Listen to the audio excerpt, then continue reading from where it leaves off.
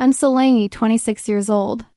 Until last Tuesday, I believed that love meant saying yes to everything, even when it cost me my dreams. Then my brother Orrin crashed my car 12 hours after I bought it, and everything I thought I knew about. Family loyalty shattered like windshield glass on asphalt dot. The impact wasn't just metal and momentum. It was 17 years of sacrifice, of putting everyone else's needs before mine, of being the family's emotional scaffolding while my own foundation crumbled.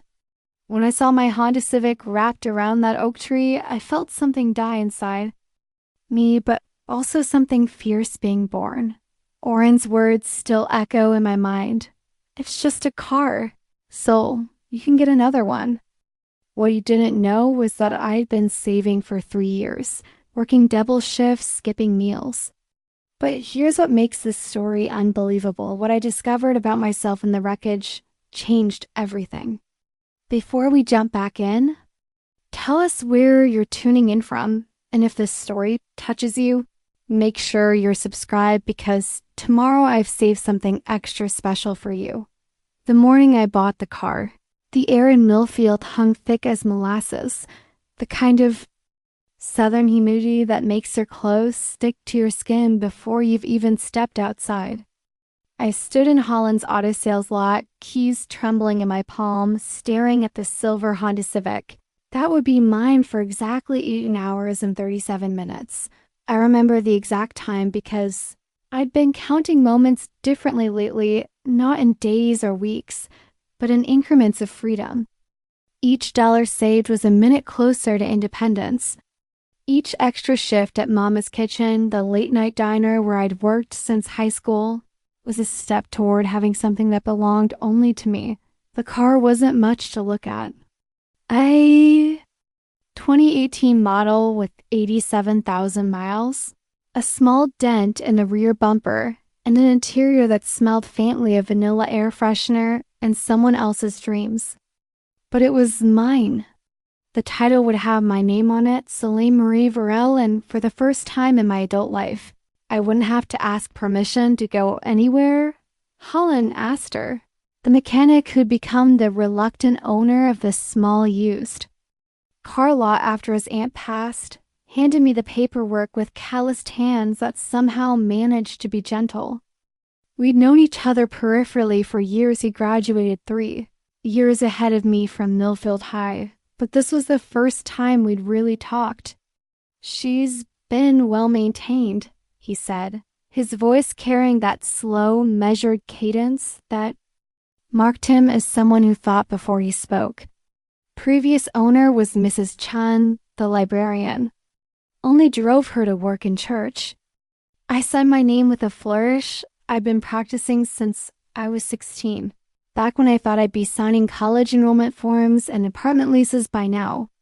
Instead, I was 26 and buying my first car with money I'd scraped together. From a decade of putting everyone else first up, the drive home took 12 minutes. But I stretched to 25, taking the long way through downtown Millfield's sleepy streets, past the courthouse with its Confederate monument that the city council had been arguing about for 3 years, past the Dairy Queen where I'd had my first job at 14, past the community college where I'd taken med classes until Mama got sick and needed someone to handle Orrin. Orrin, my brother's name, always came with a complicated mix of love and exhaustion. At 22, he still lived at home, still treated life like an extended summer vacation, still assumed that someone else, usually me, would handle the difficult parts. When Daddy left, walking out on a Tuesday morning when I was 9 and Orrin was 5, I became more than a big sister. I became a second parent, a safety net, a buffer between him and any consequence that might stick. Our house sat at the end of Magnolia Street, a modest 2-bedroom with white aluminum siding and a front porch that Mama kept decorated with seasonal wreaths. The paint was chipping around the window frames, and the front steps had developed a slight sag, but it was home. Mama's car, a 15-year-old Nissan with a transmission that groaned in protest every time she shifted gears, sat in the driveway. like a faithful old dog. I pulled in beside it, my Honda looking almost luxurious in comparison. Through the kitchen window, I could see Mama moving around, probably starting dinner even though she wouldn't be off her shift at the plant for another 2 hours. She'd been working nights for so long that her internal clock had permanently flipped. She slept from 7 a.m. to 2 p.m., worked from 4 p.m. to midnight, and existed in a perpetual state of tired that had settled into the lines around her eyes. Orrin was in the living room. When I walked in, sprawled across the couch with his laptop balanced on his chest, probably playing some online game or watching YouTube videos about conspiracy theories. He had the kind of easy handsomeness that made people forgive him things they shouldn't. Dark hair that always looked artfully messy, eyes the color of sweet tea, and a smile that had gotten him out of trouble since he learned to walk. "Hey," he said without looking up from his screen. "Mama said you bought a car." "I did." I dangled the keys, enjoying the small metallic song they made. "Want to see it?" He finally looked up, eyebrows raised. "You actually did it? I thought you were just talking." That stung more than it should have. I'd been talking about buying a car for 3 years, ever since I'd started saving seriously. But every time I got close to having enough money, something would happen. Orrin would need bail money after a party got out of hand. Mama's transmission would start acting up. The roof would spring a leak. The refrigerator would wheeze its last breath. Each time I'd dip into my car fund, telling myself it was temporary, that I'd build it back up quickly. "Come look," I said instead of voicing any of that. Orrin unfolded himself from the couch with the lazy grace of someone who'd never had to hurry for anything important. He followed me outside, flip-flops slapping against his heels, and let out a low whistle when he saw the Honda. "Damn, Sol, she's pretty." He walked around the car, running his hand along the hood. "How much?" $12,000. I'd gotten a good deal, partly because Holland had knocked off $500 for reasons he'd been vague about. Something about appreciating customers who paid in cash and seemed to actually need what they were buying. "That's what you've been saving? All this time?" Orrin's voice held a note of something I couldn't quite identify. Surprise, maybe, or guilt? 3 years of extra shifts, yeah. I opened the driver's door and breathed in that vanilla scent. "What? To go for a ride?" We drove around town for an hour, windows down, radio playing the kind of classic rock that sounded better in a moving car. Orrin played DJ, flipping through stations and singing along to songs he only half remembered. For a moment, it felt like we were normal siblings, the kind who borrowed each other's things and fought about the radio, and didn't carry the weight of unspoken sacrifices between them. "Remember when we were kids?" Orrin said as we passed the elementary school. "And you used to give me rides on your bike? I'd sit on the handlebars and you pedal as fast as you could." I remembered. I also remembered how my legs would ache afterward, how I pretend it didn't hurt when he wanted to go again and again. Even then, I'd been the one doing the work while he enjoyed the ride. "You were fearless," he continued. "Still are, I guess. Buying a car all by yourself, not asking anyone for help." I almost laughed at that. Fearless. If you only knew how scared I'd been walking into that dealership, how many times I'd practiced the conversation with Holland in my head, how my hands had shaken when I wrote the check. But Orrin saw strength, where I felt terror, independence where I felt desperate longing for something that was mine alone. When we got home, Mama was in the kitchen, still in her work clothes, navy blue pants, and a shirt with her name embroidered over the pocket. Caltra, Viral, plant supervisor. She'd worked her way up from the line over 15 years, earning respect through quiet competence and the ability to solve problems before they became crises. She looked like an older version of me, same dark hair, though hers was streaked. With silver now, same stubborn chin, same eyes that missed nothing. "Let me see this car," she said, wiping her hands on a dish towel. We went outside again, all three of us, and I found myself presenting the Honda like it was a prize. I'd won rather than something I'd bought with my own money. Mama walked around it slowly, checking the tires, peering into the interior, running her finger along the paint to check for rust spots. "Looks solid," she said finally. "Holland Astor's a good man. Honest, if he sold it to you, it's probably worth what you paid." Coming from Mama, this was high praise. She didn't trust easily, especially when it came to large purchases or people trying to sell us things. Too many years of salesmen who saw a single mother with 2 kids and assumed she could be talked into a bad deal. "I'm proud of you, baby," she added, and something in my chest loosened. Mama wasn't given to displays of emotion. She showed love through packed lunches and bills, paid on time and staying up when we were sick. Hearing her say she was proud felt like winning something I'd been competing for my whole life. That night, I sat in the car in our driveway for an hour after everyone else had gone to bed. I adjusted the mirrors, memorized the position of every button and control, imagined all the places I could go. The community college was only 20 minutes away. I could finish my degree, maybe even transfer to the state university in Birmingham. I could drive to the coast on weekends, see the ocean I'd been dreaming about since I was 12. I could apply for jobs that weren't within walking distance of home. For the first time in years, the future felt bigger than Millfield, bigger than Mama's kitchen, bigger than the careful balance of other people's needs that had defined my life since Daddy left. I had wheels. I had freedom. I had a chance to become whoever I was supposed to be when I wasn't busy being everything everyone else needed. I went to bed that night with the car keys on my nightstand, close enough to touch. Tomorrow, I decided I'd drive to work instead of walking.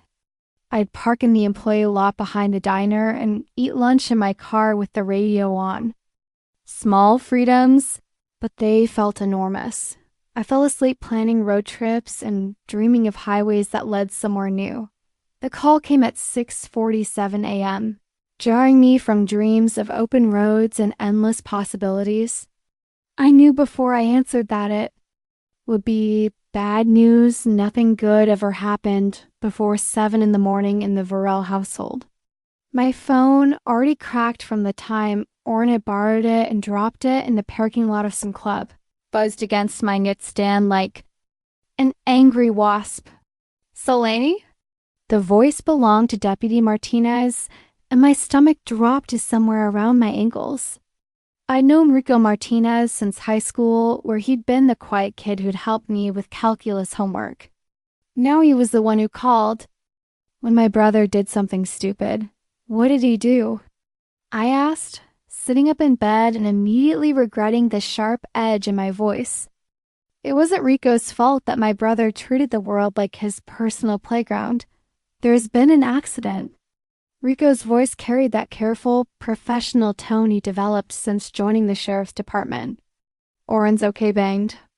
"Up, but okay, but soul ... He paused, and in that silence I knew. I knew before he said the words that would crack my life open like that oak tree had cracked my Honda's windshield. "Your car. I'm sorry." The rest of the conversation blurred together. Single car accident, lost control on a curve. No other vehicles involved. Orrin was at Millfield General getting checked out, possible concussion, definitely stitches. The car was totaled. I needed to come down to the hospital. I dressed in the dark, my hand shaking as I pulled on yesterday's jeans and the first clean shirt I could find. Mama was already up, moving around the kitchen with the quiet efficiency of someone who'd gotten too many early morning phone calls over the years. She'd heard mine, apparently, because she had coffee poured and her car keys in her hand. "How bad?" she asked. "Bad?" I couldn't manage more than that. The car I'd owned for exactly 18 hours and 37 minutes was wrapped around tree somewhere on Route 9, and my brother was in the hospital. The brother I'd raised, protected, bailed out of trouble more times than I could count. The brother who'd looked me in the eye yesterday and said how fearless. I always doubt the drive to the hospital passed in a haze of early morning mist and my mother's steady breathing. Mama didn't try to fill the silence with reassurances or explanations. She'd learned over the years that sometimes the worst thing you could do was try to make sense of senseless things. Millfield General was a small hospital that served 3 counties. The kind of place where everyone knew everyone in privacy was more of a suggestion than a rule. We found Orrin in the emergency room, sitting on a gurney with a bandage over his left eye and that sheepish expression he perfected around age 7. He looked younger than his 22 years, vulnerable in the way that made people want to protect him even when he'd just done something unforgivable. Soul. He tried to stand when he saw me, but a nurse, Mrs. Patterson, who taught Sunday school at First Baptist for 30 years, pushed him gently back down. Stay put, honey. You've got a concussion. I stared at my brother, taking inventory of the damage. The cut over his eye would leave a scar, a thin white line that would remind him of this night for the rest of his life. His left arm was in a sling, and there were smaller cuts on his hands and face from the shattered glass. He was alive, whole, probably going to be fine in a few weeks. My car was not. What happened? I asked, my voice sounding strange and distant, even to my own ears. Orrin looked down at his hands, and I saw him struggle with whether to tell the truth or construct one of the carefully edited versions of events he usually offered when things went wrong. For a moment, I thought he might actually be honest. I couldn't sleep, he said finally. After we went for that drive yesterday, I kept thinking about it, about how good it felt to just ... go somewhere. So I thought I'd take her for another spin, just around town. At 6 in the morning? I wasn't drinking, he said quickly, which told me everything I needed to know about what he had been doing. I swear, Sol, I maybe smoked a little, but you were high. It wasn't a question. I could see it in the way he couldn't quite meet my eyes, in the defensive set of his shoulders. You took my car without permission while you were high, and you crashed it. It was an accident, don't.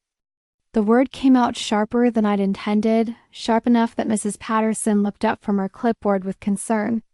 Don't call it an accident. Accidents are things that happen to you. This is something you did. Mama stepped closer, her hand finding my shoulder in that way she had of trying to ground me when I was about to fly apart. But I was already flying apart. I was already somewhere beyond anger, in a place where everything I'd spent years carefully building was crumbling down around me. Where are my keys? I asked. Orrin fumbled in his pocket and pulled out the mangled remains of my keychain. The keys themselves were bent, scratched, no longer useful for anything except as evidence of how thoroughly he'd destroyed the first thing I'd ever owned that mattered. I took them from his palm, feeling the weight of twisted metal and broken dreams. The little Honda emblem I'd been so proud of was cracked down the middle. The spare key I'd had made, the one I planned to keep hidden in case of emergencies, was missing entirely. Sol, I'm sorry. I'm so sorry. I'll make it right. I promise. How? The question came out as a whisper, but it might as well have been a scream for the way it silenced the room. How are you going to make it right? You don't have $12,000. You don't have a job. You don't have anything except the life I've been building for you since you were 5 years old. Solène? Mama's voice held a warning, but I was past listening to warnings. No, Mama, I'm done. I'm done pretending this is normal. I'm done acting like it's okay that he takes and takes and takes and never gives anything back. I'm done being the responsible one while he gets to be the charming one. I turned back to Orrin, who was looking at me like I'd slapped him. Good. Maybe it was time someone did. You know what you said yesterday? About how fearless I am? You want to know what real fear looks like? It's working 60-hour weeks for 3 years to save money for something you need. It's lying awake at night wondering if you'll ever get to live your own life. It's watching everyone else get to be young and stupid while you're busy being the grown-up. My voice was getting louder and I could see other people in the emergency room starting to stare, but I couldn't stop. Years of swallowed words were pouring out of me like water through a broken dam. I have been taking care of you for 17 years. 17 years of putting your needs first, of making sure you were okay, of cleaning up your messes. And the first time I do something just for me, you destroy it in less than a day. It's just a car, Orrin said, and the room went deadly quiet. Just a car. 4 words that revealed everything wrong with our family, everything wrong with the way we'd been living. Just a car, like the thousands of hours I'd worked to pay for it meant nothing. Just a car like my dreams of independence were disposable. Just a car like I was disposable. No, I said, my voice steady now, cold as winter rain. It wasn't just a car. It was proof that I could take care of myself. It was freedom. It was the first step toward having a life that wasn't completely about you.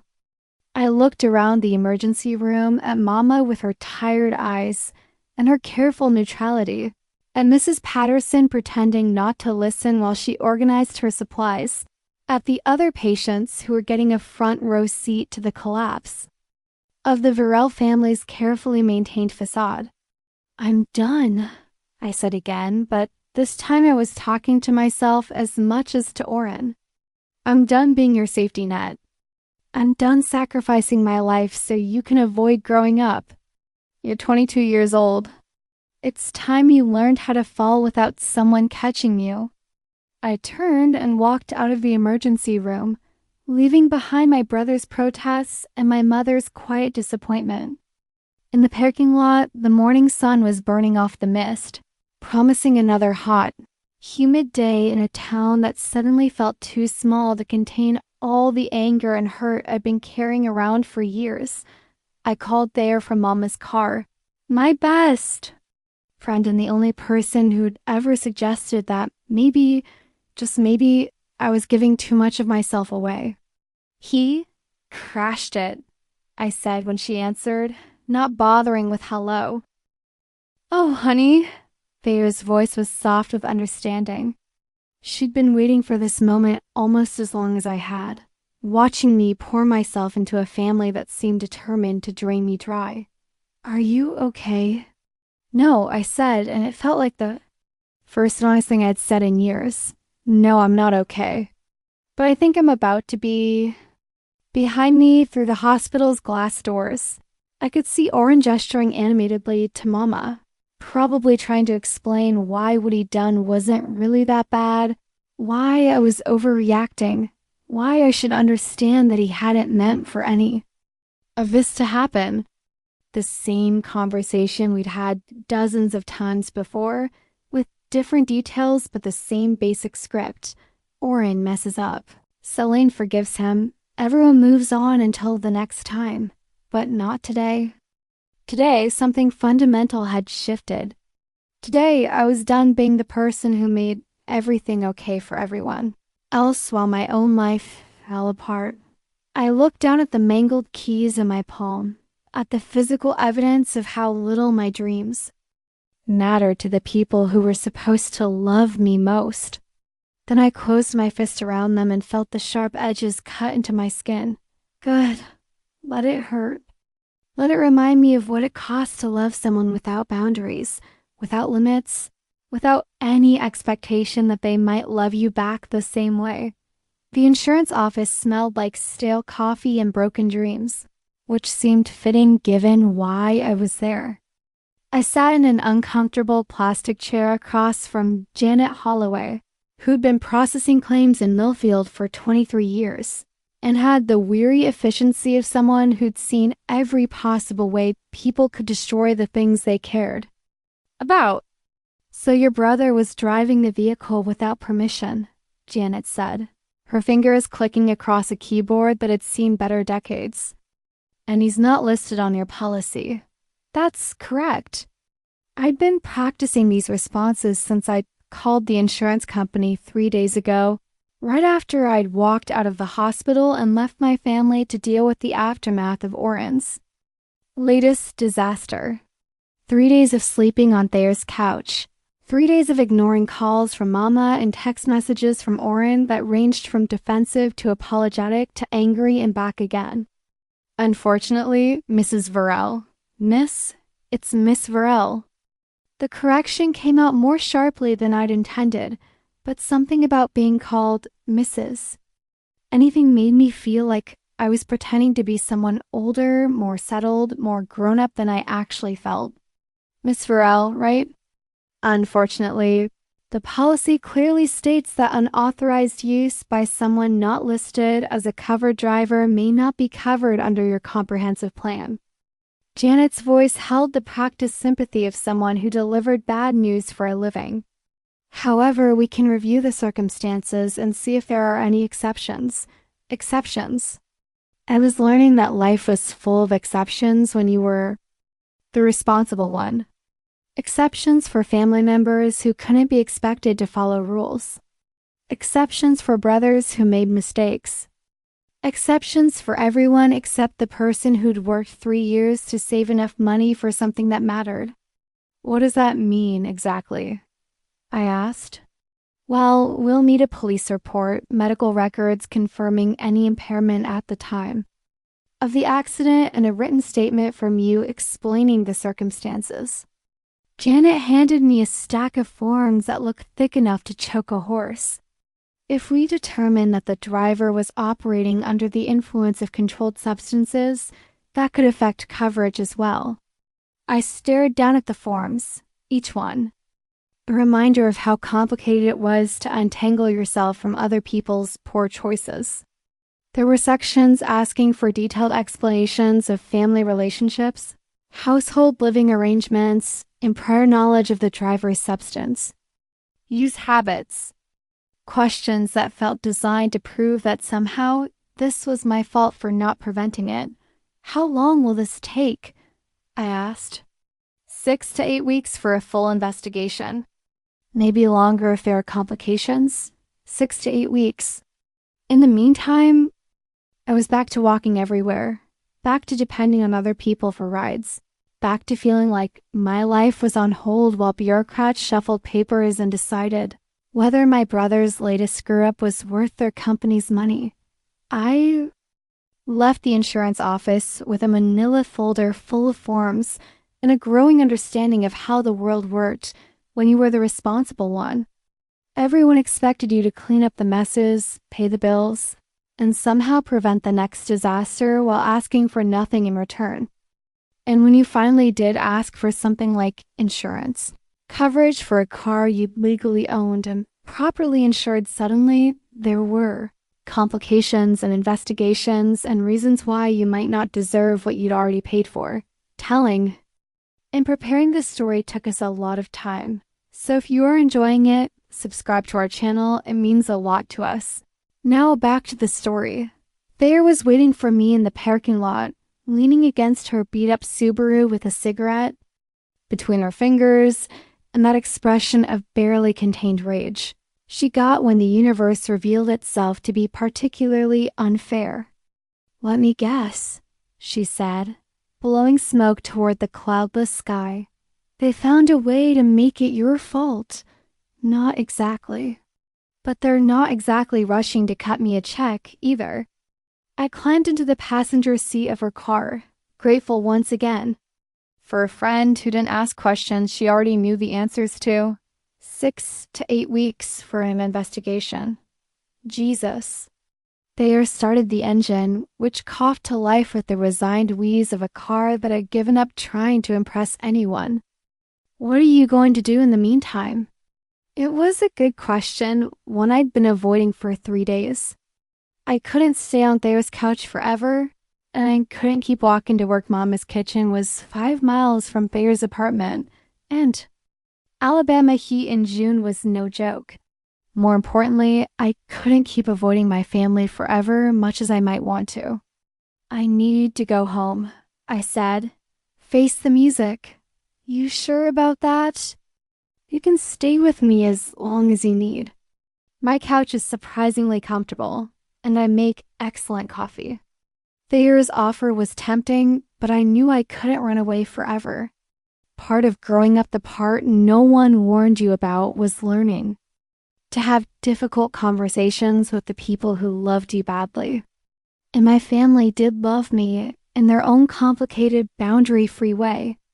They just didn't know how to love me without consuming me in the process. I need to set some rules. I said, new rules. And they need to understand that things are going to be different. Thayer glanced over at me, and I saw approval in her eyes. About damn time. The drive to Magnolia Street felt longer than usual, even though it was only 10 minutes from downtown. With each familiar landmark, the courthouse, the Dairy Queen, the community college where I'd abandoned my dreams to handle family crises, I felt the weight of the conversation I was about to have.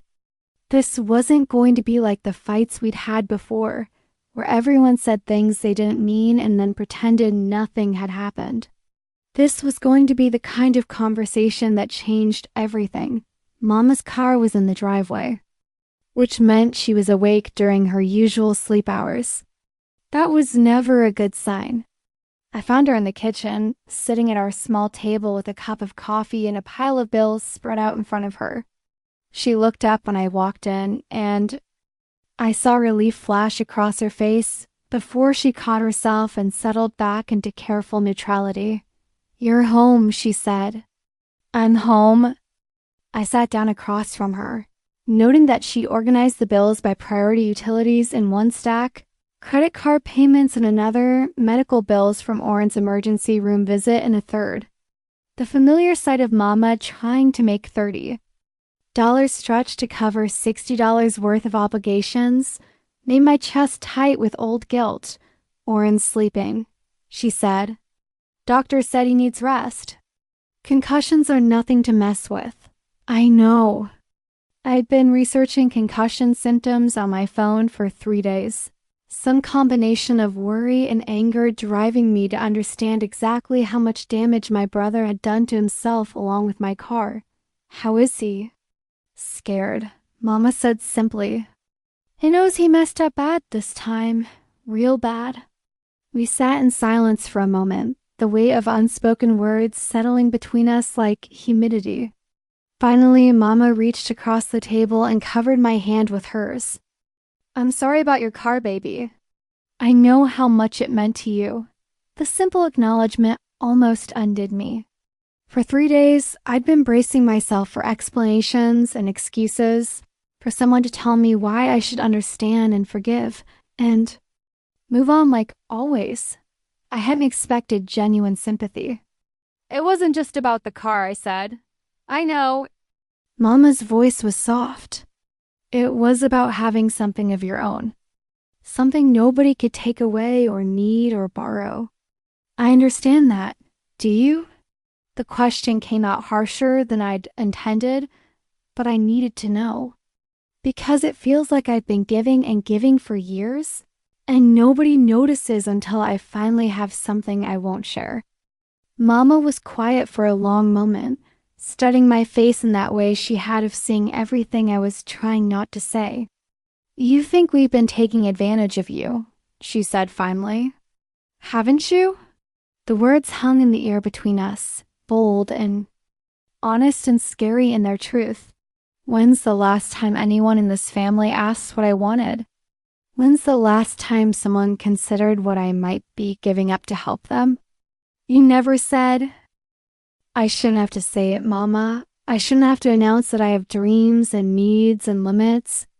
You should have been watching out for that.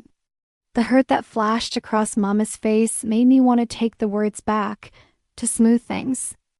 Over like I always did. But I was done protecting everyone else's feelings at the expense of my own truth.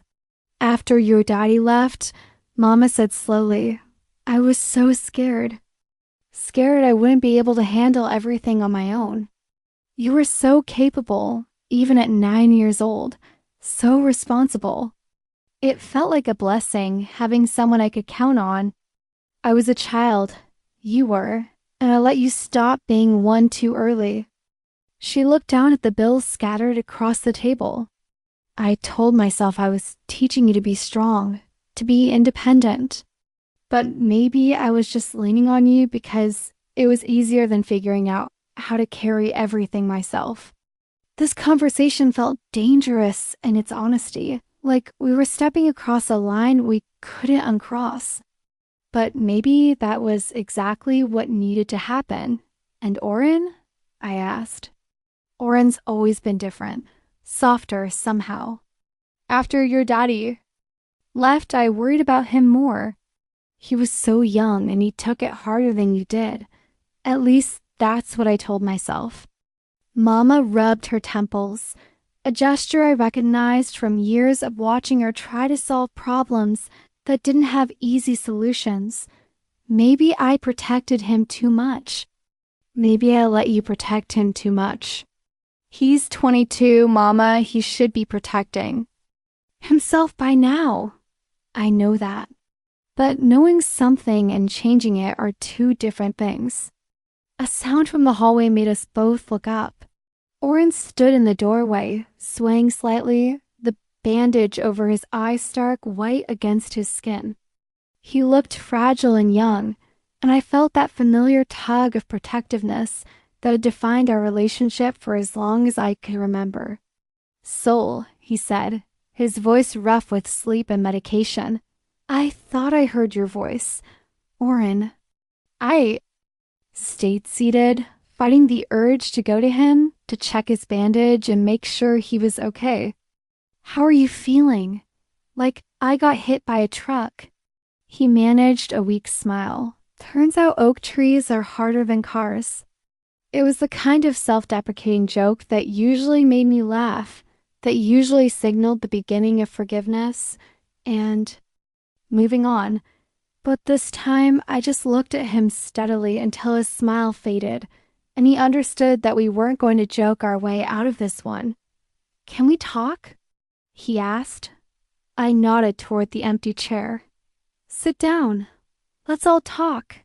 Orrin lowered himself into the chair like an old man, wincing as his bruised ribs protested the movement. In the harsh fluorescent light of our kitchen, he looked smaller somehow, diminished by the visible evidence of his poor choices. But I couldn't let sympathy override the conversation we needed to have. I've been thinking, he said, his words slightly slurred from the pain medication, about what you said at the hospital. Which part? I kept my voice level, but inside, I was bracing myself for whatever half-hearted apology or excuse he crafted during his 3 days of recovery. All of it. He looked down at his hands, picking at the medical tape around his wrist. About how I take things. About how you've been taking care of me since we were kids. About how I never really thought about what that cost you. This was new territory for us. Usually, Orrin's apologies focused on the immediate problem, the car, the money, the inconvenience, without acknowledging the deeper patterns that had created the crisis in the first place. And I prompted, and I think you're right. The admission seemed to surprise him as much as it surprised me. I think I've been a selfish asshole for a really long time, and I think I've been getting away with it because you always cleaned up my messes. Mama shifted in her chair, uncomfortable with this level of direct honesty. We were a family that preferred our truths wrapped in softer language, cushioned by explanations and excuses. But I was done with soft truths. That's a start, I said. But recognizing the problem isn't the same as fixing it. I know. Orrin finally looked up at me, and I saw something in his eyes I hadn't seen since we were children. Genuine fear. Not fear of consequences, but fear of losing me entirely. I want to fix it. I want to make this right. I just don't know how. You get a job, I said simply. You pay for your own mistakes. You stop expecting other people to sacrifice their dreams so you can avoid growing up. I've been looking for work. Have you? The question came out sharper than I'd intended, but I was tired of the careful fiction that Orrin was actively seeking employment. Because last time I checked, playing video games and smoking weed with your friends doesn't count as a job search.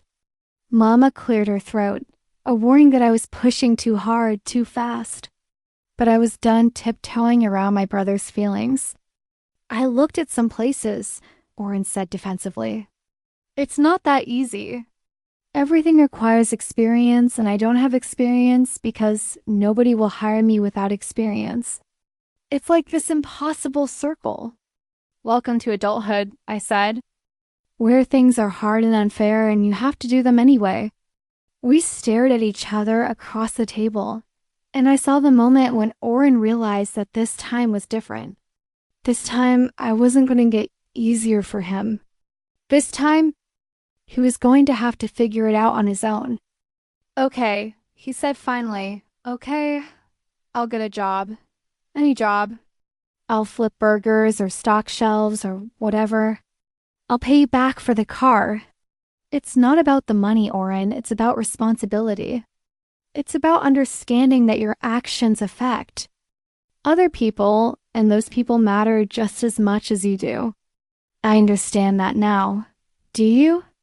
I leaned forward, studying his face for signs that he was just telling me what I wanted to hear. Because you've understood things before. You understood after you got arrested for underage drinking. You understood after you wrecked Mama's car last year. You understood after you got fired from the gas station for showing up late, but understanding didn't change anything. The silence that followed was thick with uncomfortable truths. Finally, Mama spoke up. What do you need from us, Solène? What would make this right? It was a fair question, and one I'd been asking myself for 3 days. What did I need? What would actually change the fundamental dynamic that had kept me trapped in the role of family caretaker while everyone else got to be irresponsible? I need space, I said slowly, working out my thoughts as I spoke them. I need to not be the person everyone turns to when things go wrong. I need to live my own life for a while, make my own mistakes, chase my own dreams. You can do that, Mama said quickly. You can do whatever you want, can I? Because every time I try to do something for myself, someone needs something. The roof leaks, or Orrin gets in trouble, or you need help with the bills. And I drop everything to fix it because that's what I've always done. So stop, Orrin said, as if it were that simple. It's not that easy when you've been the responsible one your whole life. It feels selfish. It feels wrong. Like I'm abandoning you. Maybe you need to abandon us a little, Mama said quietly. Maybe we all need to learn how to take care of ourselves. The admission hung in the air between us, radical in its honesty. For years, we'd operated under the assumption that family meant sacrificing yourself for each other, that love required constant giving without expectation of return. But maybe that wasn't love at all. Maybe that was just dysfunction dressed up in pretty words. I found a job posting, I said suddenly, pulling out my phone and showing them the application I bookmarked during my stay at Thayer's apartment. Administrative assistant at the community college. Full-time, good benefits, room for advancement. Mama leaned over to read the screen, her eyebrows rising. Solène, that's wonderful. You should apply. I already did. I have an interview next week. The words felt foreign in my mouth, but also thrilling. It had been years since I applied for anything that wasn't within walking distance of home, anything that represented a step forward rather than just survival. What about the diner? Orrin asked. What about it? I've been working there for 8 years. I know that job backwards and forwards, and it's not going anywhere. I looked at both of them, measuring their reactions. But it's also not going anywhere. If I want more out of life, I need to take more risks. The diner's flexible, though, Mama said. You can pick up extra shifts when we need money. It was the assumption that my life existed to provide financial backup for family emergencies. The expectation that my career choices should be based on their needs rather than my own ambitions. No, I said firmly. That's exactly what I'm talking about. I'm not going to choose jobs based on how convenient they are for other people's problems. I'm going to choose based on what's best for my future. Orrin winced, whether from pain or from the harshness of my words, I couldn't tell. Sol, I didn't mean... I know you didn't mean it. That's the problem. None of you mean it. You just assume that I'll always be available, always willing to put my life on hold when you need something. And I've been letting you assume that because I thought that's what family meant. I stood up, suddenly needing distance from this conversation and the weight of their expectations. Through the kitchen window, I could see our neighbor, Mrs. Henley, hanging laundry on her line, going about her ordinary Tuesday morning routine without any idea that the family next door was finally having the conversation that should have happened years ago. I love you both, I said, my back still turned. I love you more than I know how to explain. But I can't keep loving you at the expense of loving myself. When I turned around, Mama was crying quiet tears that she was trying to hide by looking down at her coffee cup. Orrin was staring at me with an expression I couldn't quite read, something between confusion and admiration. What does that mean? Mama asked. Practically speaking, what does that mean for us? It means I'm going to take the job if they offer it to me. It means I'm going to start saying no when you ask me to do things that aren't my responsibility. It means Orrin needs to figure out how to handle his own problems, and you need to stop asking me to be the one who fixes them. And if we can't, Orrin's voice was small. What if we mess up again? Then you deal with the consequences of messing up. Like adults? I sat back down, softening my voice slightly. I'm not disappearing. I'm not cutting you out of my life. But I'm not going to be your safety net anymore. The silence that followed felt different from the earlier tension. This felt like the quiet that comes after a storm, when the wind dies down and you can finally assess the damage and start thinking about rebuilding. I want to go back to school, I said, the words tumbling out before I could second-guess them. Community college first, then maybe transfer to a 4-year university? I want to finish my degree. In what? Mama asked, and there was genuine curiosity in her voice, as if she was seeing me as a person with ambitions, rather than just someone who helped hold the family together. I don't know yet, maybe education, maybe social work, something that matters. I laughed, surprised by how good it felt to say these things out loud.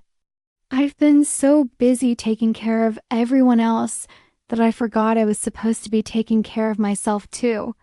Orrin reached across the table and covered my hand with his, careful not to jar his injured arm.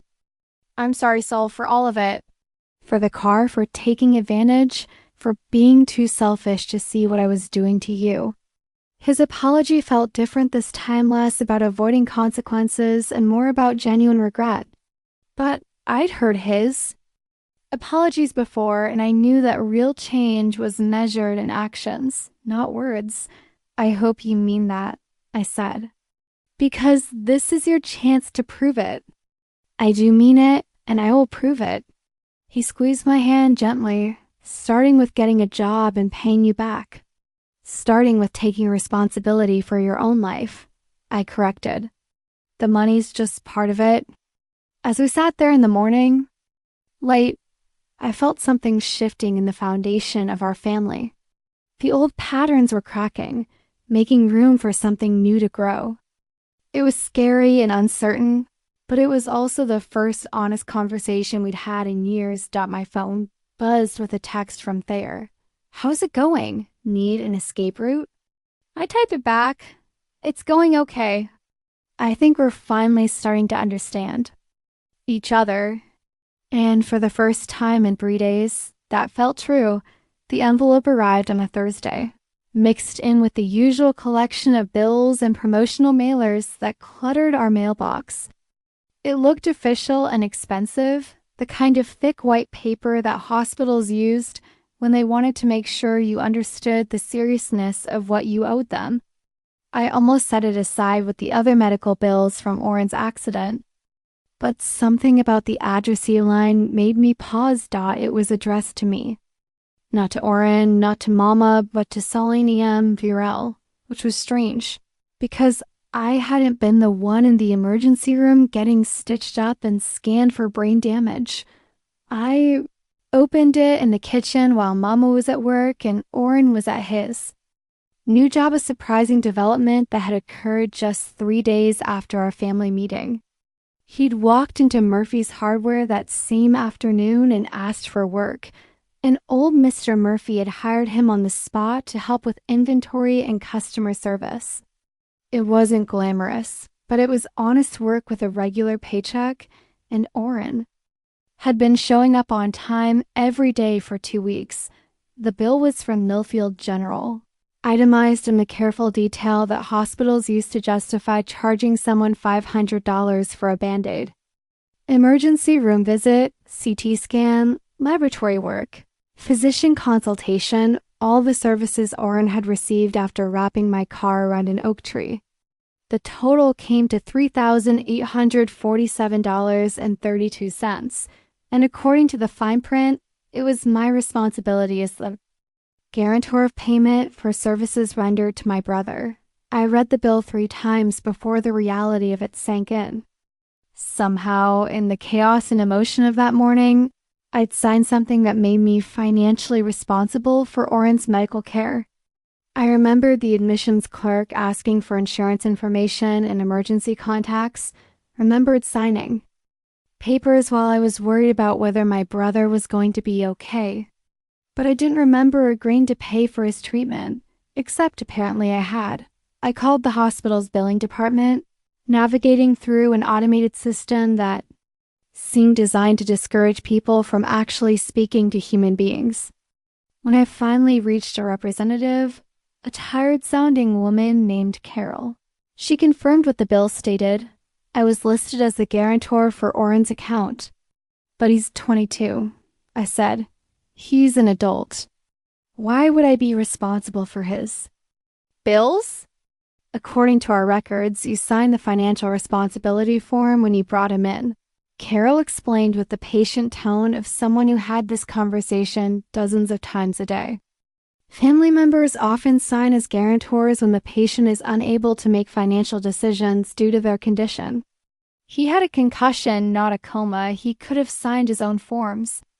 "I understand your frustration, Miss Virel, but the forms were signed and witnessed. If you'd like to dispute the charges, you can submit a written appeal, but in the meantime, the balance remains your responsibility." I hung up the phone feeling like I'd been punched in the stomach. $3,847. More than a quarter of what I'd saved for my car, now owed for medical care that my brother had needed because of his own poor choices. It was like being financially punished for caring about someone, for being the responsible family member who showed up when things went wrong. When Orrin got home from work that evening, I was sitting at the kitchen table with the bill spread out in front of me, along with a calculator and a legal pad covered with figures. He took one look at my face and knew something was wrong. "What's that?" he asked, nodding toward the papers. "Your hospital bill, which is apparently my hospital bill." I turned the statement around so he could read it. $3,800, courtesy of your late-night joyride. Orrin's face went pale as he scanned the itemized charges. I don't understand. I have insurance through Mama's plan at work, which covers 80% after the deductible. Guess who's responsible for the other 20% plus the $2,000 deductible we haven't met this year? He sank into the chair across from me, running his hands through his hair in a gesture I recognized from childhood Orrin trying to process a problem too, big for his usual avoidance strategies. I didn't know, he said. When they asked about insurance and stuff, I was pretty out of it. I thought they were just taking down information. Well, congratulations. You've managed to cost me my car and nearly $4,000 in medical bills. That's quite an achievement for one night's worth of poor decisions. The harshness in my voice surprised me, but I was beyond caring about sparing his feelings. For 2 weeks, I've been watching him make an effort at his new job, showing up on time and trying to act like a responsible adult. I'd started to believe that maybe this time would be different, that maybe he really had learned something from destroying my car. But this bill felt like evidence that no matter how much he might want to change, the consequences of his actions would keep rippling out, finding new ways to damage my life. I'll pay it, Orrin said quickly. Every penny. It'll take me a while, but I'll pay it. With what money? You make $9 an hour at the hardware store. After taxes, that's maybe $300 a week. This bill is more than 3 months of your entire salary, and that's if you spend nothing on anything else. Then I'll get a second job. I'll work nights somewhere or weekends. I'll figure it out. I looked at my brother, really looked at him, and saw something I'd never seen before. Not just regret or guilt, but genuine understanding of the magnitude of what his choices had cost. He wasn't trying to minimize the problem or find someone else to blame. He was accepting responsibility in a way that felt different from his usual apologies. You don't get it, I said, but more gently this time. This isn't just about the money. It's about the fact that even when I try to set boundaries, even when I try to step back from being everyone's solution, life finds a way to make me responsible anyway. What do you mean? I gestured toward the bill. I mean that caring about people is a liability. Loving someone without limits turns you into their unpaid insurance policy. I showed up at the hospital because I was worried about you, and somehow that got translated into a legal obligation to pay for your mistakes. Orrin was quiet for a long moment, absorbing this. When he finally spoke, his voice was subdued. I never thought about it like that. About how loving someone could hurt you. Financially. Most people don't. Most people assume that family members will just handle things because that's what family does. But nobody talks about what happens to the person who's always doing the handling. I pulled out another piece of paper I'd been working on, a budget breakdown that showed exactly how this bill would affect my finances. My interview at the community college had gone well, and they'd offered me the administrative position starting in 2 weeks. The salary was better than what I made at the diner, but it wasn't enough to absorb a $4,000 hit without serious consequences. If I pay this bill, I said, showing him the numbers, I can't afford to take the college job. The pay cut during the transition, plus this debt, means I'll have to keep working at the diner just to make ends meet. The impact of this statement hit him like a physical blow. I could see him connecting the dots. My new job was supposed to be the first step toward going back to school, toward building the life I've been putting on hold for years. This bill didn't just cost money, it cost dreams. Soul, no. You can't give up that job because of this. It's not fair. Fair doesn't seem to factor into it much. Then don't pay it. The words came out in a rush, like he'd surprised himself by saying them. Just don't pay it. It's not your debt. I signed the forms, Orrin. Legally, it is my debt. But morally, it's mine. He stood up and started pacing, his injured arm still stiff, but his movements animated by desperate energy. I'm the one who got hurt. I'm the one who made the stupid decision to drive while I was high. You shouldn't have to pay for my mistakes. Then what do you suggest? Because unless you've got $4,000 hidden somewhere, one of us is going to have to deal with this. Orrin stopped pacing and looked at me with an expression I'd never seen before, determination, mixed with something that looked almost like courage. I'll talk to them. The hospital. I'll explain that it's my debt, not yours. I'll set up a payment plan or something. They're not going to just transfer the debt because you ask nicely. Legal documents don't work that way. Then I'll figure something else out. His voice was gaining strength, conviction. I'll get a lawyer if I have to. I'll fight it. But I'm not going to let you sacrifice your future because I was too stupid to think about consequences. I stared at my brother, this young man who'd spent most of his adult life avoiding responsibility and expecting other people to clean up. His messes. For the first time since our father had walked out 17 years ago, Orrin was stepping up to protect me instead of the other way around. You can't afford a lawyer any more than I can afford this bill, I said. Then I'll figure out something I can afford. But Sol, I'm serious. I'm not going to let this destroy your chance at something better. The conviction in his voice surprised me. This wasn't the usual pattern of guilty promises followed by eventual backsliding. This felt like someone who'd finally understood that actions had consequences, and that those consequences sometimes fell on the people you loved most. There might be another way, I said slowly, an idea forming as I spoke. Medical debt affects credit scores, but it doesn't usually result in wage garnishment unless they sue and get a judgment. If I take the college job and you start making payments toward the bill, even small ones, it shows good faith effort to pay. How small? $50 a month. $100 if you can manage it. The point isn't to pay it off quickly. It's to keep them from sending it to collections or taking legal action.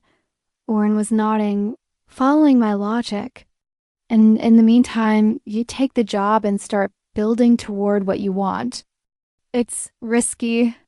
If they decide to get aggressive about collecting, I could end up in worse financial shape than I am now. But if they don't, then maybe we both get what we need. You get to prove that you can handle responsibility, and I get to move forward with my life without being financially destroyed by your accident. We looked at each other across the table, two siblings who'd spent years locked in a destructive pattern of enabling and resentment, finally finding a way to move forward that didn't require either of us to sacrifice everything. I want to do this, Orrin said. I want to prove that I can fix my own problems. Then we'll try it. But Orrin, if you can't keep up with the payments, if you decide it's too hard or too boring or you'd rather spend the money on something else, I need to. No, immediately.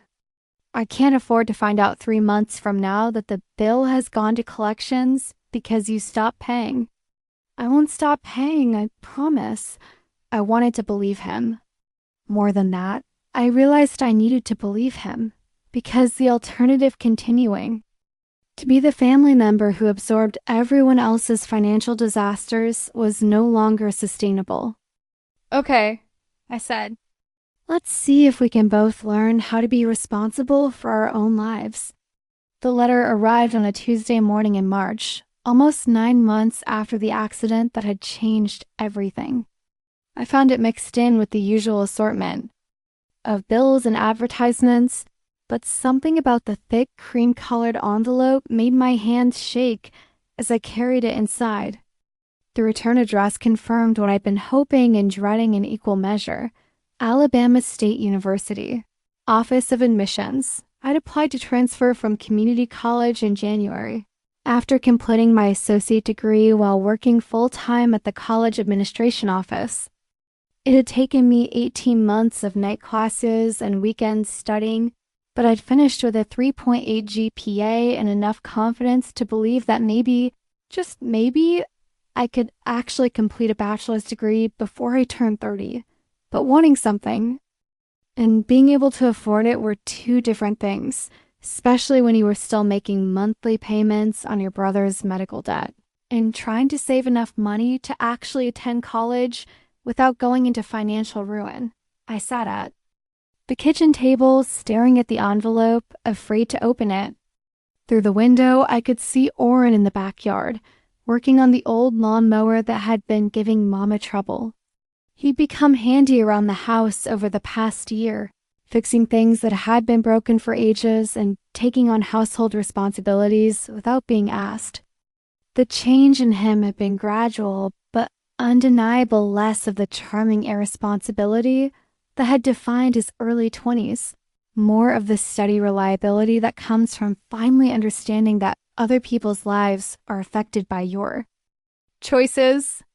Just open it, I said aloud, and tore the envelope before I could change my mind. Dear Miss Varell, congratulations.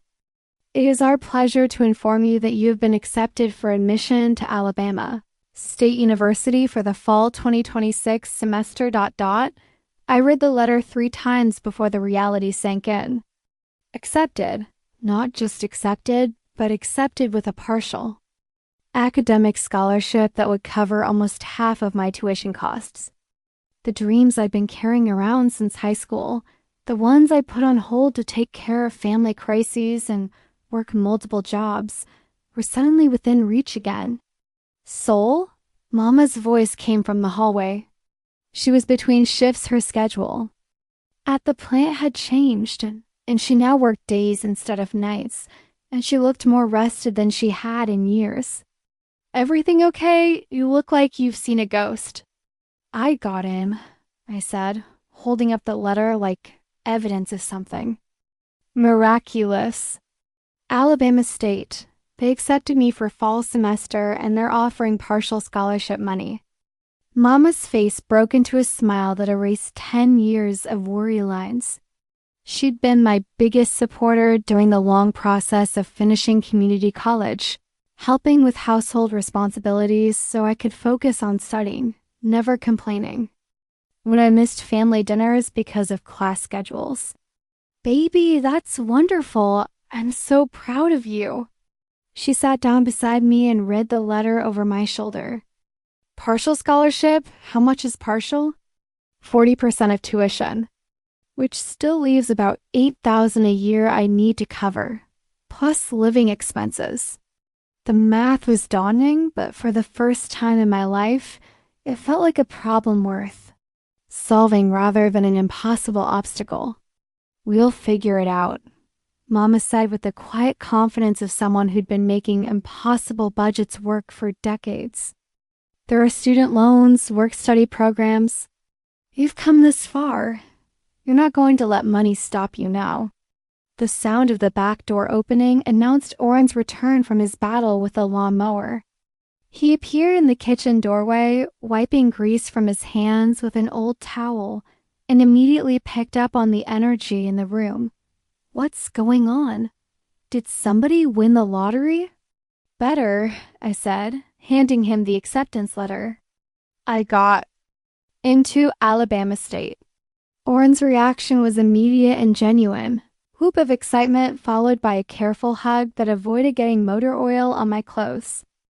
Over the past year, as he matured and taken on more responsibility, our relationship had slowly rebuilt itself on a foundation of mutual respect, rather than one-sided CARETAKING.soul. This is incredible. When do you start? Are you going to live on campus? What's your major going to be? The questions tumbled out of him, and I realized that somewhere along the way, my brother had started seeing me as a person with her own aspirations, rather than just someone who existed to solve his problems. It was a shift that had happened, gradually through dozens of small moments and conversations, but the cumulative effect was transformative. Fall semester starts in August. I'm planning to major in social work, maybe specialize in family counseling. The words felt strange in my mouth after years of defining myself in relation to other people's needs. It was surreal to talk about my own professional goals. "That's perfect for you," Mama said. "You've been counseling this family for years. Might as well get paid for it and help other families too." We spent the next hour talking through the practical details, course schedules, living arrangements, financial aid applications. Alabama State was 2 hours away, close enough for weekend visits, but far enough to feel like genuine independence. I could live on campus, something I'd never experienced, and focus entirely on my education without the daily pull of family responsibilities. But as the initial excitement wore off, reality began to set in. Even with the scholarship and student loans, college was expensive. I need to save aggressively over the next 5 months to have enough money for the first semester's expenses. More importantly, I'd be leaving behind the job at the community college that had given me stability and purpose for the past year and a half. "Are you scared?" Orrin asked that evening. We were sitting on the front porch, watching the sunset paint the sky in shades of orange and pink. It had become our routine over the past few months, these quiet conversations, where we talked about things that mattered instead of just skimming the surface of life. Terrified, I admitted. "I'm 27, years old, starting over in a way that most people do when they're 18. What if I can't keep up? What if I've been away from real academics too long?" "You finished your associate degree with a 3.8 GPA while working full-time," Orrin pointed out. "I think you can handle whatever they throw at you. It's not just the academic part. It's everything else. Living on my own, making new friends, figuring out who I am when I'm not defined by taking care of other people." Orrin was quiet for a moment, considering this. "Maybe that's the best part, though. Getting to discover who you are when you're just Solène, not Solène, the responsible sister, or Solène, the family problem solver." His insight surprised me. The old Orrin wouldn't have understood the emotional complexity of what I was facing. He would have focused on the surface details and missed the deeper fear about identity and independence. But this version of my brother, the one who'd been shaped by consequences and responsibility, saw things more clearly. "I've been thinking about something," he said, "about the medical debt and the payment plan we set up." My stomach tightened. For the past 10 months, Orrin had been making regular payments toward the hospital bill, usually $75 a month, sometimes more when he picked up extra hours at the hardware store. But I'd been waiting for the other shoe to drop, for him to get tired of the obligation and find reasons to skip payments. What about it? "I want to increase the payments. I got a raise last month. Murphy promoted me to assistant manager, and I want to put the extra money toward paying off the debt faster." This was not what I'd expected him to say. "Orrin, you don't have to." "Yes, I do. Sol, you're about to start the biggest adventure of your life, and I don't want you to be carrying around my debt while you're trying to focus on school. I want to clear this completely before you leave for college. That's over $2,000 in 5 months. Even with your raise, that's going to be tight." "I've been living pretty cheap for the past year," he said with a self-deprecating smile. "Turns out you don't need much money when you're not spending it on weed and stupid decisions. I can do this, Sol. I want to do this." I looked at my brother, looked at him and saw not the irresponsible kid who'd crashed my car, but a young man who'd learned from his mistakes and was actively working to make amends. The change in him hadn't happened overnight. It had been built through months of showing up to work on time, making payments he couldn't really afford, and gradually taking on the responsibilities he'd avoided for years. There's something else, I said, something I've been thinking about since I got the acceptance letter. What's that? I think you should apply to college too. Maybe start with some community college classes, see how it goes. You're smart, Orrin. You've just never had a chance to prove it because you were too busy screwing around. He blinked in. Surprise. Me? In college? Why not? You've been managing inventory and customer service at the hardware store for almost a year. You've learned how to be responsible, how to handle pressure. Those are exactly the skills you need for college. I never thought about it. I mean, I barely graduated high school. Because you weren't trying. But look at what you've accomplished. When you decided to actually apply yourself, you've held down a job, gotten promoted, managed your finances. You've become someone people can count on. The idea seemed to take root as we talked about it. Orrin had always been intelligent, but his intelligence had been overshadowed by his lack of discipline and direction.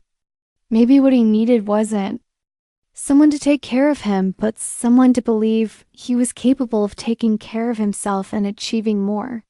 What would I study? He asked. I don't know. What interests you? What do you like about working at the hardware store? I like helping. People solve problems. Someone comes in with a broken faucet or a squeaky door, and I help them figure out what they need to fix it. It's like being a detective, but for household problems. Engineering, maybe, or construction management. There are lots of fields that combine problem solving with practical applications. We sat in comfortable silence as the evening deepened. Around us, both of us contemplating futures that looked different from anything we'd imagined a year ago. For the first time since Daddy had left, we weren't just surviving or reacting to crises.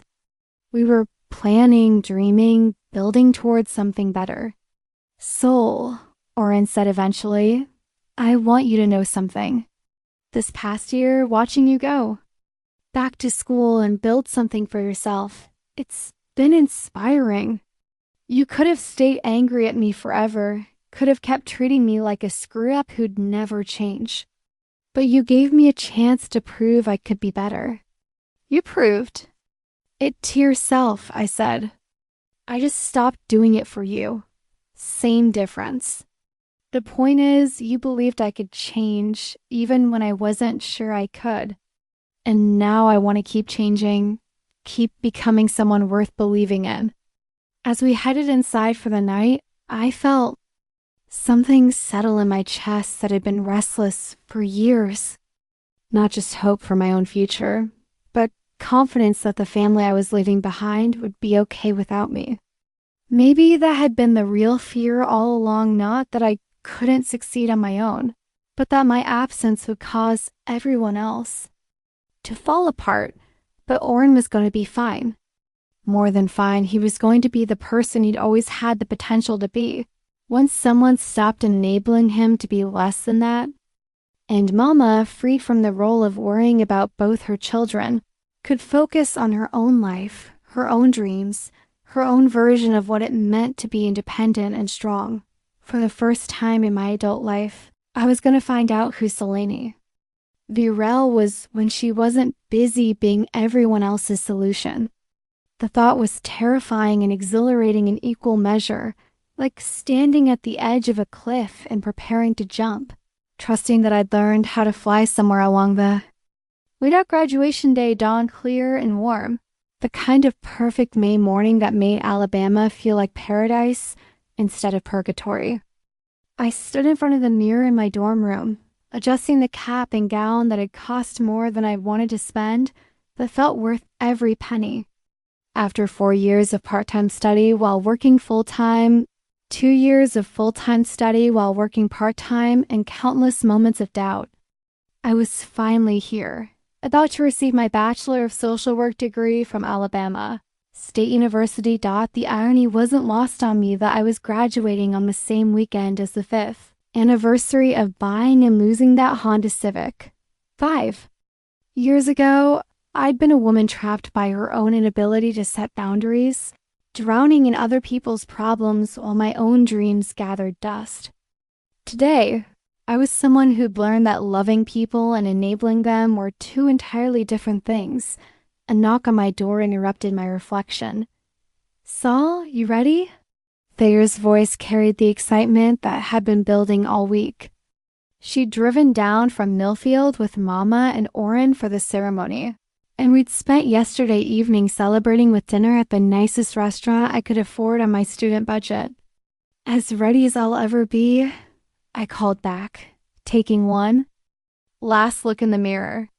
The woman staring back at me was different from the one who'd stood in Holland's car lot 5 years ago.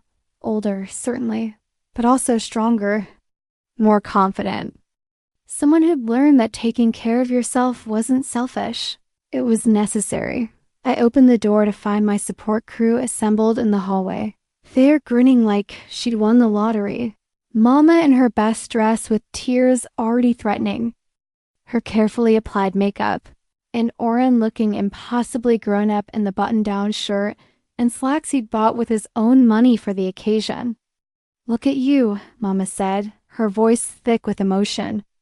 "My baby girl about to graduate from college." The pride in her voice was everything I'd been working toward without realizing it.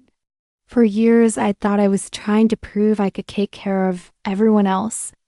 But really, I'd been trying to prove I was worth taking care of, worth investing in, worth believing in. "We should get going," Orrin said, checking his watch. "Graduation starts in an hour and parking's going to be crazy." As we walked across campus toward the auditorium, I marveled at how natural it felt to be part of a family that functioned as a team rather than a crisis response unit. Orrin had not only paid off the medical debt ahead of schedule, but he'd also completed his own associate degree in engineering technology while working full-time. Mama had used the money she previously spent on family emergencies to take a vacation to Florida, her first real break in 20 years. "There's something we need to tell you," Orrin said as we navigated the crowds of families heading toward the ceremony. "A surprise we've been planning." I looked between him and Mama suspiciously. The Virel family had a complicated history with surprises. What kind of surprise? "The good kind," Mama assured me. "The kind that doesn't involve emergency room visits or insurance claims." We reached the auditorium where graduates were supposed to separate from their families to line up with their respective schools. Before I could ask more about this mysterious surprise, I was swept into the organized chaos of pre-graduation. Preparation, finding my place in line, adjusting caps and gowns. Taking photos with classmates I'd grown to love over the past 2 years. The ceremony itself passed in a blur of speeches about potential and perseverance. The kind of inspirational rhetoric that sounds cliched until you're living it. When they called my name, Solène Marie Virel, Bachelor of Social Work, magna cum laude, I walked across that stage feeling like I was floating. The diploma in my hand represented more than just an education. It was proof that I'd learned how to build a life that belonged to me. After the ceremony, as families clustered together for photos and congratulations, I finally learned about the surprise Orrin and Mama had been planning. They led me to the parking lot, where a familiar silver Honda Civic sat gleaming in the afternoon sun. I stopped walking, my heart doing something complicated in my chest. "Is that 2023 model, Orrin?" Sighed, his voice proud and slightly nervous. "Low mileage, excellent condition. The dealer said it should run for years if you take care of it. How did you ... I couldn't finish the question. The math didn't work.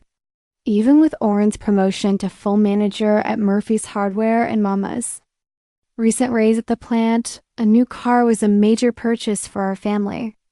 "We've been saving," Mama explained. both of us, for the past 2 years. Every extra dollar we could spare went into a fund for your graduation present. But also, Orrin added, pulling out a small envelope, we had some help. Inside the envelope was a check from Holland Astor, the mechanic who'd sold me my first car 5 years ago. The memo line read, "For the woman who taught her brother how to be a man."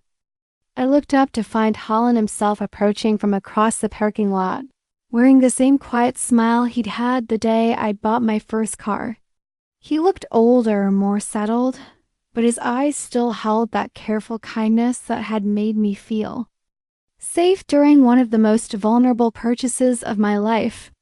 "Holland, what are you doing here?" "Your brother called me," he said simply. "Told me about your graduation, about how hard you'd worked to get here. When he mentioned wanting to buy you a car but needing help with financing, I figured it was a good investment. I don't understand." Orrin stepped forward, his expression serious. "So 5 years ago, you bought a car with money you'd saved by sacrificing everything you wanted. I destroyed that car because I was too selfish and immature to think about consequences. But that accident, it changed everything. It forced me to grow up, to take responsibility, to become someone worth respecting." He gestured toward the Honda. "This car isn't just a graduation present. It's an apology. It's a thank you. It's proof that sometimes, when someone you love refuses to enable your worst instincts, you can become your best self instead." I felt tears threatening, the kind of happy tears I'd almost forgotten were possible in my family. "You didn't have to do this." "Yes, we did," Mama said firmly. "You spent 17 years putting your dreams on hold to take care of us. The least we can do is help you start the next chapter of your life with something that's entirely yours." "Holland!" Handed me the keys, new ones, shiny and unmarked by tragedy. "She's all yours." "Title's in your name, insurance is set up, everything's taken care of." I looked around at these people who'd gathered to celebrate my achievement, my family who'd learned how to love me without consuming me, my best friend who'd never stopped believing I deserved better, and a man who'd shown kindness to a stranger, and somehow become part of our story. For the first time in my adult life, I felt truly seen and supported without also feeling obligated or guilty. "There's one more thing," Orrin said, his voice carrying a note of nervousness. "I started Auburn in the fall. Engineering program. Full-time student, just like you were." This news hit me harder than the car, harder than the graduation, harder than anything else that had happened today. My little brother, the one I'd spent years trying to save from himself, was going to college. Not because someone forced him or fixed it for him, but because he'd worked for it and earned it and decided he wanted something better for his life. Orrin, that's incredible. When did you? I applied last fall. Got accepted in February. I've been taking extra shifts and saving money for months." He grinned, that same charming smile he'd had since childhood, but now backed by substance instead of empty promises. "Turns out when you stop spending money on stupid things and start planning for the future, you can accomplish a lot." "I'm so proud of you," I said, and meant it completely.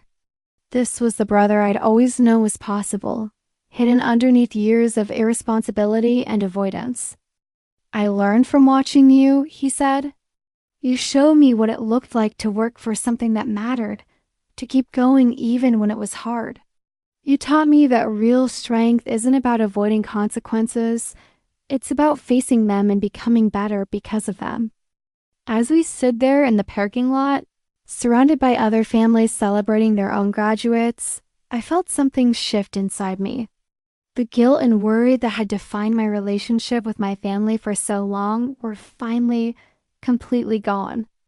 In their place was something healthier, love without conditions, support without sacrifice, pride without the need to fix or control. So what happens now? Thayer asked. What's next for the newly graduated Solène Virel? It was a good question. I had job interviews lined up with 2 social work agencies, both offering positions that would let me help other families navigate the kind of dysfunction and boundary issues I'd experienced firsthand. I had an apartment picked out near Birmingham, close enough to visit family but far enough to maintain the independence I'd worked so hard to achieve. I had plans and goals and dreams that belonged entirely to me, but standing there with the afternoon sun warming my face and the keys to my new car in my hand, what struck me most was the simplicity of it all. For years, I'd thought that taking care of myself meant abandoning the people I loved. I thought that setting boundaries meant building walls. I thought that independence required isolation. Instead, I'd learned that the opposite was true. By refusing to enable my family's dysfunction, I helped them become healthier. By insisting on my own worth and needs, I taught them to value both. By stepping back from the role of family savior, I'd given them space to save themselves. What happens next? I said, looking around at these people who'd become the best versions of themselves by learning to love me better. Is that we all get?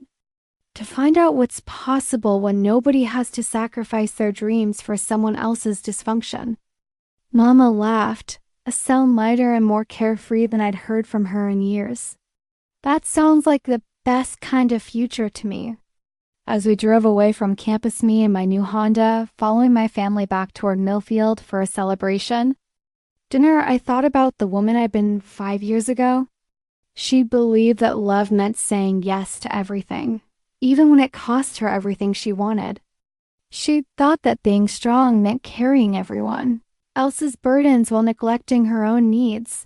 That woman had bought a car as an act of desperate independence and lost it within 18 hours to someone else's carelessness. This woman, the one with a college degree and a future and a family who'd learned how to function without her constant intervention, was driving toward whatever came next with her hands steady on the wheel and her eyes focused on the road ahead. Sometimes the best thing you can do for the people you love is teach them how to love you back without consuming you in the process. Sometimes the greatest gift you can give your family is the gift of your own wholeness, your own dreams, your own life lived on your own terms. And sometimes, if you're very lucky and very patient, everyone learns how to be better together than they ever were apart. 2 years later, I was sitting in my office at the Family Crisis Center in Birmingham, reviewing case files before my next client meeting, when an envelope arrived that made me smile before I even opened it. The handwriting was careful and deliberate, the kind that suggested someone had taken time to make sure each letter was perfectly formed.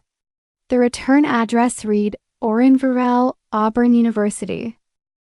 Inside was a graduation announcement for Orrin's mechanical engineering degree. He'd finished his 4-year program in 3.5 years by taking summer classes, along with a handwritten note that was so perfectly him I could hear his voice as I read it. Sol, I know you probably thought you'd never see the day when I graduated from anything more challenging than middle school, but here we are. I wanted you to be the first to know that your little brother is now officially a college graduate with a job offer from a construction company in Nashville. I've been thinking a lot lately about that night 5 years ago when I crashed your car. I know it seems weird to be grateful for something that caused so much pain, but if I hadn't screwed up so spectacularly, I might never have learned who I was capable of becoming. You could have kept fixing my mistakes and enabling my immaturity forever, and I probably would have let you. Instead, you did the hardest thing anyone had ever done for me. You let me face the consequences of my actions and figure out how to be better. You taught me that real love sometimes means disappointing the people you care about in the short term, so they can become who they're supposed to be in the long term. I'll never be able to repay you for the years you spent raising me while Mama worked and after Daddy left. But I can promise you that the man I've become is worthy of the sacrifice you made. And more importantly, I can promise that the woman you've become, the one who learned how to love herself as much as she loves everyone, else deserves every good thing that's coming our way. Speaking of which, Mama told me about the engagement. I couldn't be happier for you and Holland. He's been in love with you since that day you first bought a car from him, but he was smart enough to wait until you'd figured out who you were when you weren't busy saving everyone else. Thank you for teaching me that growing up isn't something that happens to you. It's something you choose to do. Every day, one responsible decision at a time.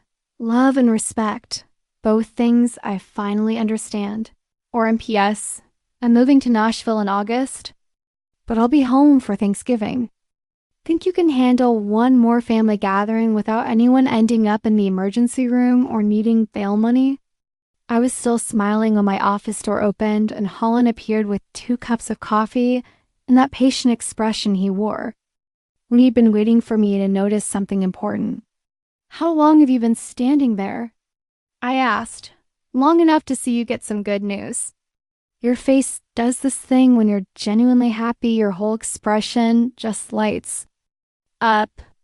He handed me one of the coffee cups and kissed my forehead, a gesture so natural and undemanding that it still surprised me sometimes, after years of relationships built on crisis and need.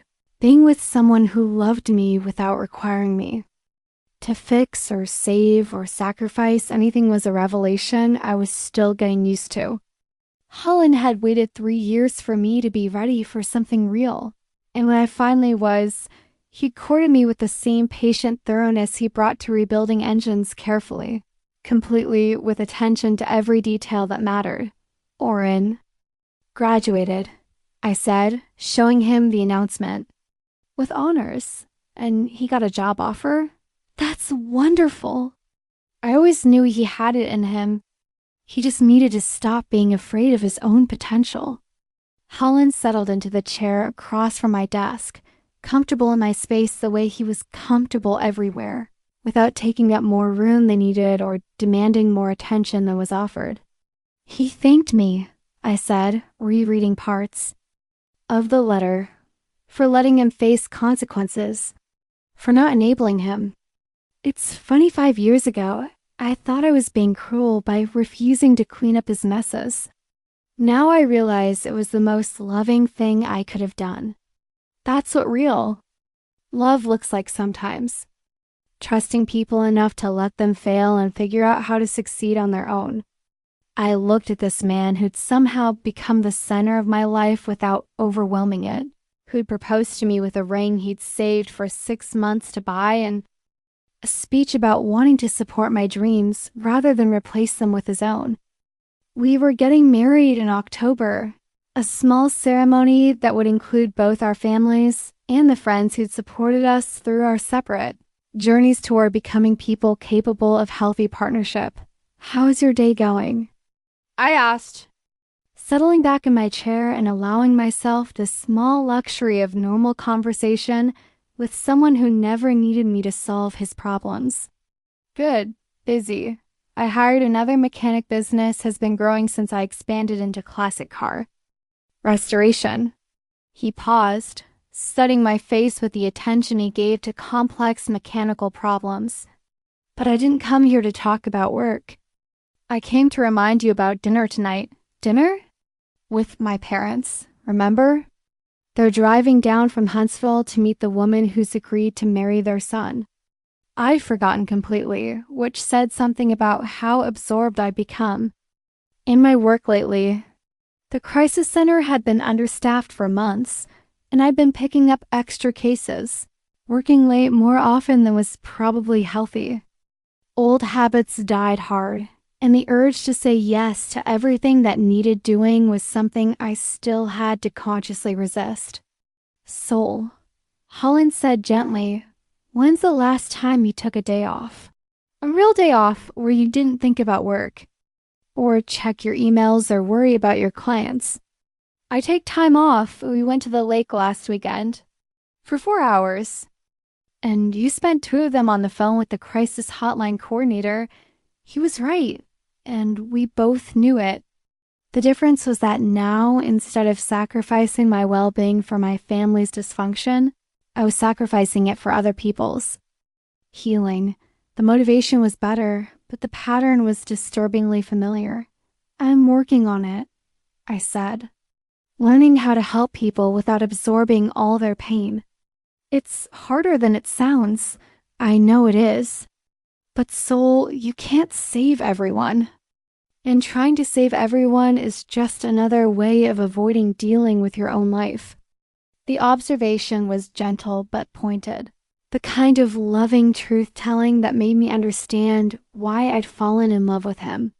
Holland saw me clearly, both my strengths and my blind spots, and loved me anyway, without trying to fix or change me. You're right, I admitted. I've been using work to avoid thinking about the wedding, about how scary it is to be planning a life with someone when I'm still figuring out who I am on my own. That's normal, though. Most people don't have their whole identity figured out before they get married. We're going to keep growing and changing, and hopefully we'll do it in ways that make us better partners to each other. What I'd never understood before, that healthy relationships weren't about finding someone who completed you, but about finding someone who supported your ongoing efforts to complete yourself.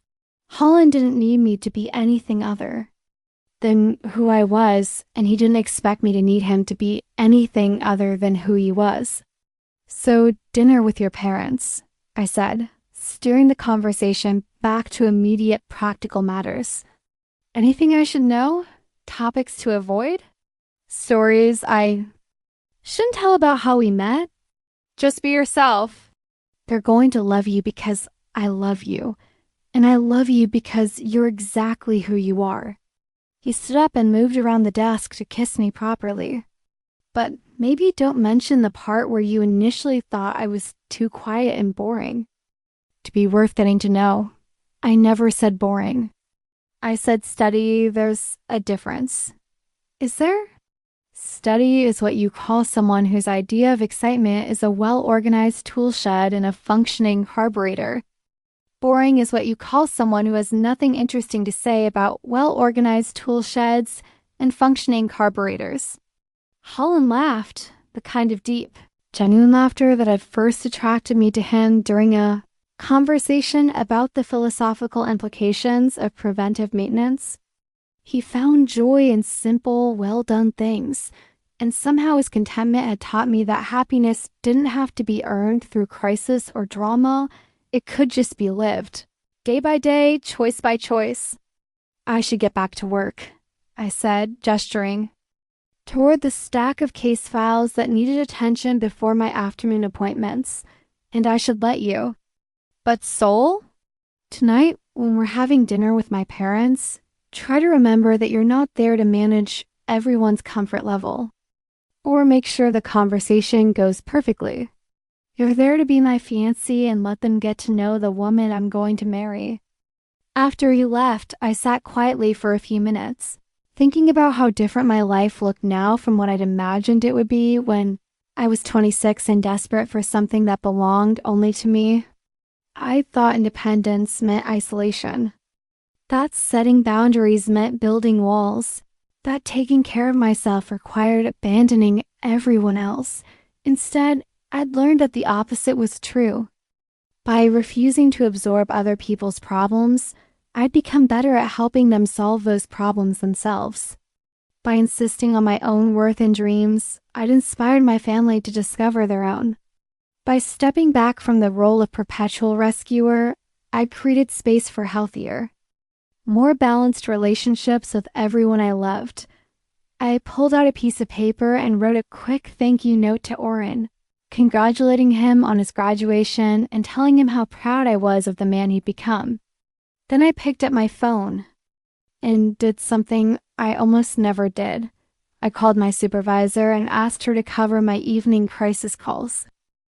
Tonight, I was going to have dinner with my future in-laws and practice being someone who could receive love and support without immediately trying to earn it by solving everyone else's problems.